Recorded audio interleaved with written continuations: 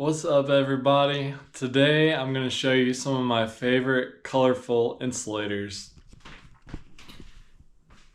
If you've seen my videos before, you've heard me talk about they were used for telegraph, telephone, and power lines all over the world, starting in the mid 1840s when telegraph lines were starting to be built. They were just used on top of the poles to insulate the wires to keep the electric current from running from the wire to the ground. And over the years, there's literally thousands of different styles of insulators made for the exact same purpose.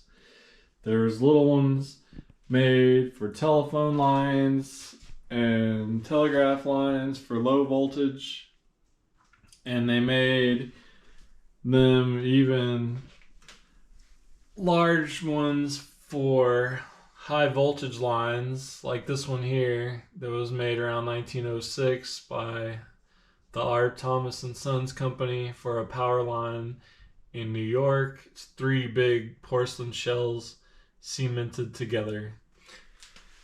That's one of my favorites. But anyways, I'm mainly showing you my favorite colorful ones today. They made colorful insulators in every color you can imagine, mainly to mark different lines for the linemen. As you can see, the glass ones come in just about every color you can imagine, from yellow, orange, red amber, almost red, to this carnival glass one here, purple, blue, like this one here from Argentina, and this dark blue one here from Russia, green, cobalt blue. Those cobalt blue ones were used a lot in Kansas and Missouri, and some in Oklahoma and Texas also, to mark different power lines. This pretty peacock blue one here was made by the Hemingway Glass Company probably in the 1890s for the North American Telegraph Company in Illinois, Wisconsin, and I think Minnesota, where the lines ran. It was made by the Hemingway Glass Company, and as you can see, it has little drip points on the bottom. It was a neat little design that Hemingway advertised to shed the rainwater off of the insulator. I don't know if it really worked that well, but they sold millions and even billions of insulators, so the design that was patented May 2nd, 1893 was pretty brilliant by then. And I got other ones here, green, red, amber. This orange, amber colored one's from Canada. The purple one there in the middle is from Colorado. And this beautiful purple one here is from Canada. It's a transposition insulator. They're usually dark royal purple. This medium shade is hard to find.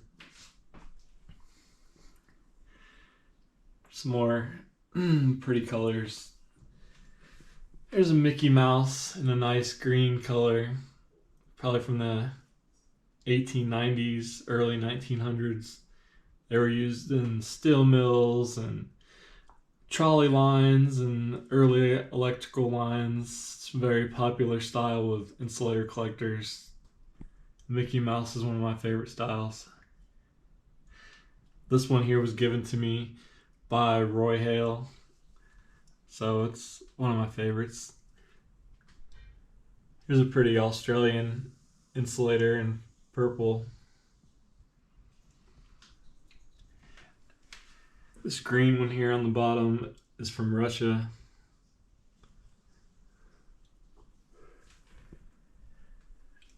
I love to display the glass ones on the window.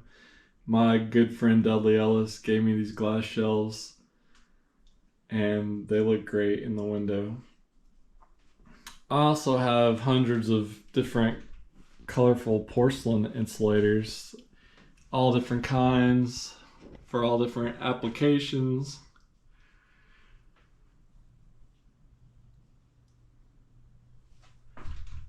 I like this transposition style on top here, made by Fredlock in the late 1890s, early 1900s, before like 1905.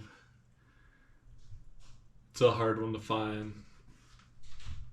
This white transposition here is hard to find. It's from Canada. Some more styles. The three on the right there were all made by Thomas. The little multi-part has a beautiful glaze on it. The blue transposition is hard to find. And the one with the ears on top was found in a transformer room in New York. They're really rare. I really like these blue Cook Johnny Ball strains that were recently found in Jacksonville, Florida. They were found on a construction site, and the construction workers were smart enough to save them.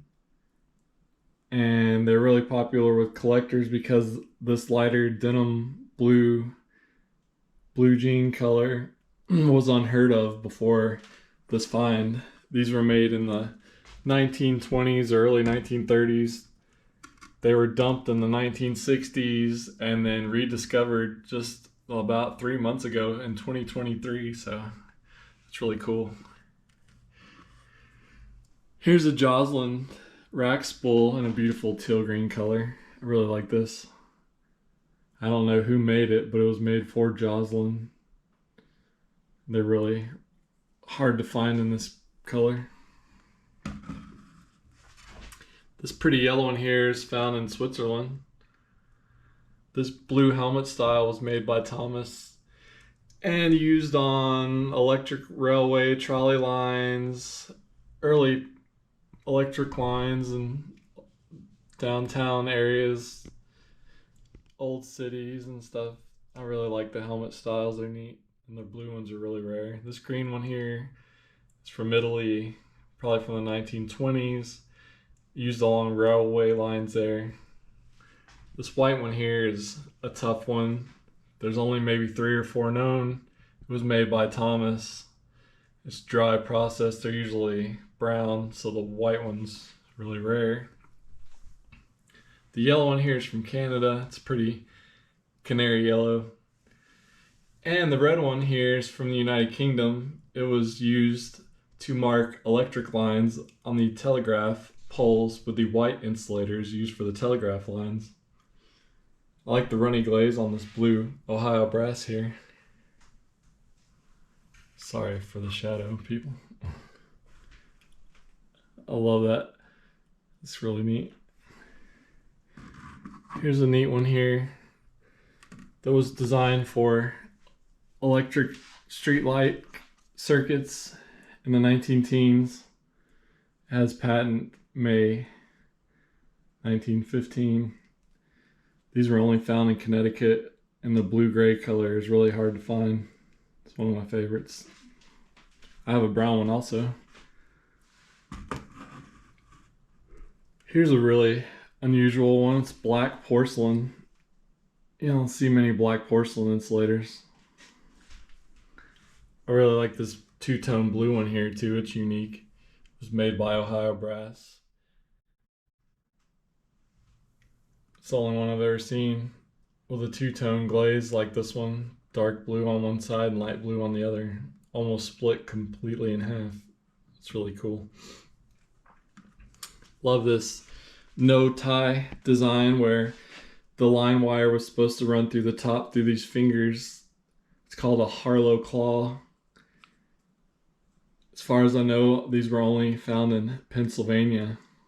There's also a glass counterpart to this that comes in about 3 different sizes, but they're all really rare. Here's another neat no tie design that was only found in Washington State as far as I know. You ran the line wire through the top, turned the insulator, and locked it in place. It's really neat. Has a neat glaze on it too. It's one of my favorites. There's another red one from the United Kingdom. I like a lot of these red ones because they were made during the 1940s and used on railway lines there. So they were used during World War II and have a lot of neat history attached to them. I love this teal green signal here that was probably made by New Lexington. It's a beautiful color in the early 1900s. It's one of my favorites. This pretty blue transposition here is made by Pittsburgh High Voltage Insulator Company in the 19-teens. As far as I know, they were only found in one area of Iowa in that pretty blue color. I love this one here. It's a early Thomas insulator from the early 1900s. It's got an absolutely beautiful glaze on it. It was found in Tacoma, Washington, and used on the street railway trolley line there, I think. The glaze is absolutely amazing. It's one of my favorites. It's a beauty. It's like a piece of art. I just love it. And let's see here. Here's a blue, dark cobalt transposition style. It's really rare and popular with collectors. Beautiful color. I love this yellow-orange lines rack spool. Also sold by Joslin. I remember when I was a kid seeing these yellow-orange spools on some power lines in northern Colorado. I was always fascinated by them and by the color. It's a beautiful color, and these are hard to find. Some more pretty ones here. The red one is from Poland and was used to mark a fire alarm line in the 1920s. Some pretty signals here. This cranberry red one is from the United Kingdom. It's a beautiful color. It's a nice teal green Ohio brass. Light blue Pittsburgh. A very popular brown Mickey Mouse made by Pittsburgh.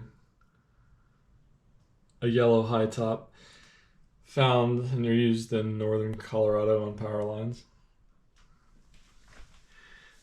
This pretty turquoise teal colored one on the left is from Japan. It's a green haystack style. A couple stovepipe styles in blue and yellow, early Ohio brass insulators. Love this blue one here that was made by Pittsburgh. Here's another one of my absolute favorites. Check out the fingerprints that someone left on this insulator. This Fredlock insulator from the late 1800s, early 1900s. It's amazing. The people are long gone, but they left their fingerprints behind. It's really cool. It's one of the reasons I love porcelain insulators so much. All the character that they have. Some more nice colors. I love the glaze on this one. This helmet here, it's beautiful rust mustard color. Early helmet style made by Thomas. With a beautiful glaze. This green one here is from either the Poland, Russia, or the Ukraine maybe. It's pretty blue Ohio brass there. Some more nice colors. Let's see here. Some more nice colors.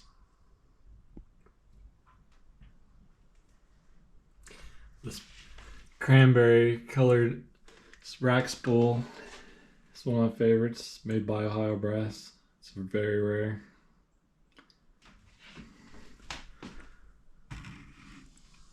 This light brown blonde colored one has these little teats on top that was designed to rest on top when it was fired, but most of them with the teats weren't actually used, but they're still cool.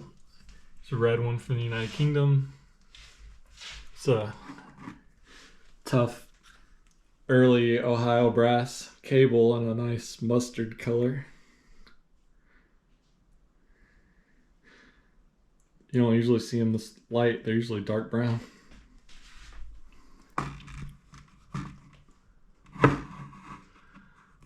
And I really like the glaze on this one here. Check it out. Check out the runny, drippy glaze on this bad boy. It's one of my favorites. So cool, huh? I don't know why anybody would want to collect porcelain insulators. Everybody can keep collecting the glass ones. This gray one here has some runny drips on it too. Here's another no tie style made in Portugal for the railway line there.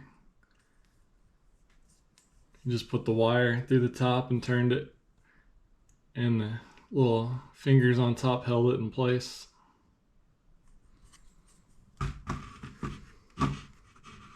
It's cool. I love this runny blue GP Co.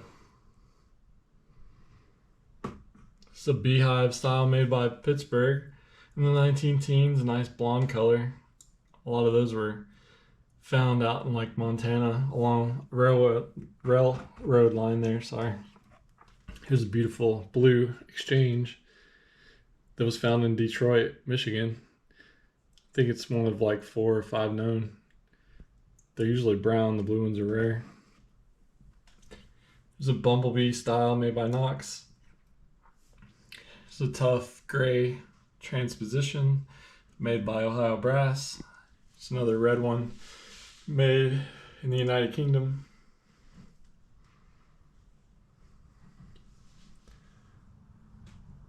More different colors. This one here was made for the Postal Telegraph Company by the Pittsburgh High Voltage Insulator Company. This blue one here on the end was found with the Johnny Ball strains in Jacksonville. They're usually brown. I think only 3 blue ones were found in the dump there, so I like that. It had a lag screw in the bottom, but it rusted away. Here's another rare one made by the R. Thomas Sons Company. It's kind of hard to see, I know, but it was patented March 8th, 1898, and it has an absolutely beautiful glaze on it. It's really heavy, solid style made for early power lines in the late 1800s, early 1900s. They're usually found in white. The brown ones are really rare, and this light colored one is unique. It's one of my favorites, of course. More pretty colors, different styles. I love this rust mustard colored one here from Canada. It's a beauty.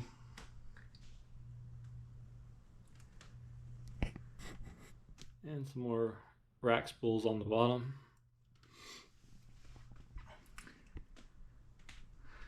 And there's a neat little gingerbread boy over here from France.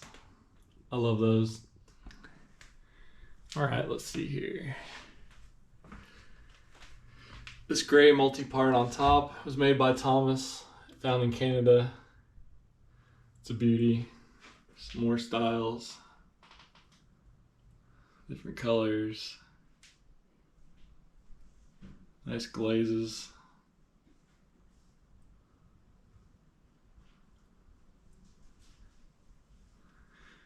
All of these fat signals here. The gray and yellow one and blue ones, those are pretty hard to find. There's some early Akron cables here. The cream colored and the blue one's really rare. And I love this mottled brown one here. It's a beauty. I love that style. Early dry process insulators from like 1905. Here's another beautiful mottled blue Johnny Ball strain that was dug up in Jacksonville. It's the only one I saw from the dig there, like this. Beautiful colors, like a piece of art. Absolutely beautiful color. Cook strain. Let's see. Here's another neat lug ear lock insulator with some patent dates on it. This one's March 28, 1901. And these are from the 1890s. So that's cool. More styles. Some early Thomas cables in blue, mustard, and gray, green. More other neat styles.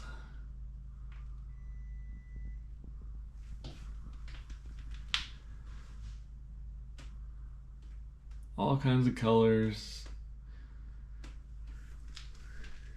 Here's some smaller low voltage styles made for telephone lines. Lots of different colors. I like this green one here. It's the only one I've seen in this color. It's an early dry processed pony, maybe made by Akron before Ohio Brass took over. It's a Ohio Brass style, so it might be the earliest version of those. Nice olive green color. And some other ones. I love this blue one here. Dry processed pony made by Thomas. Love this green one here. I found it in the town that they filmed Fried Green Tomatoes in Juliet, Georgia, in a little antique shop. The guy I got it from said he found it in Ohio in the 1970s. It's unusual to find one with so much green in the glaze. Beautiful. I love this runny blue square D. It's got a lot of character. And the light or blue Pittsburgh pony here, and the Thomas next to it, and a speckled blue New Lexington. Some other ponies. Nice glazes. Some more signal styles. Some made by Pittsburgh High Voltage Insulator Company. Different colors. I love the glaze on this one. It's neat. It's like a two-tone.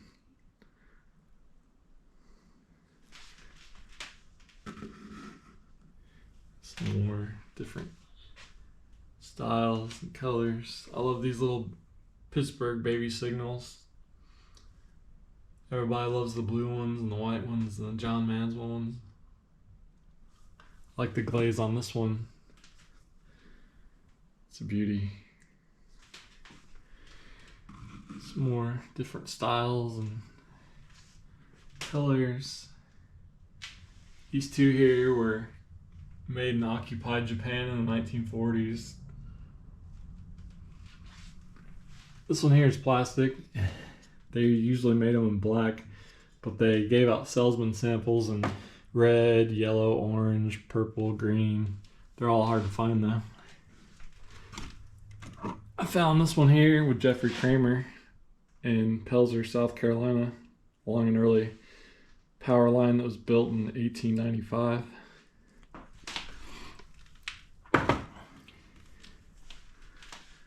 Right, here's another large glass one used in Pennsylvania from the early 1900s, made by Hemingway. And I love this turquoise New Lexington multi-part. It's a beauty.